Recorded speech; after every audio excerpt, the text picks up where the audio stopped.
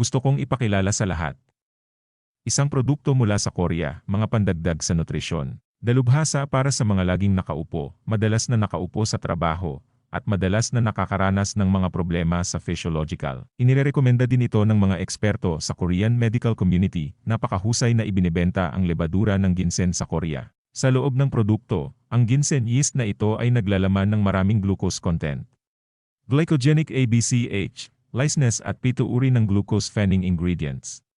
Para sa glycoids, maaari itong direktang makaapekto sa mga selula upang maisaaktibo ang mga selula ng atay at bato upang maging mas rejuvenated at mahalaga. Ang banal na kapangyarihan ay magiging mas kumpleto at ang epekto ay upang mapunan muli ang mga bato. Ang banal na kapangyarihan ay magiging mas ganap, pantulong na epekto. Ang pangalawa, ang herbacestanches ay naglalaman ng malaking halaga ng protina. Ito ay mga sangkap tulad ng mga hormone, testosterone at estrogen.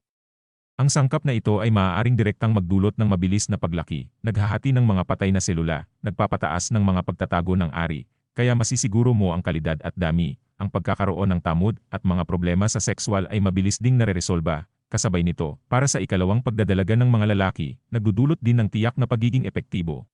Ang produktong ito ay hindi gamot, hindi ito epektibo bilang kapalit ng gamot.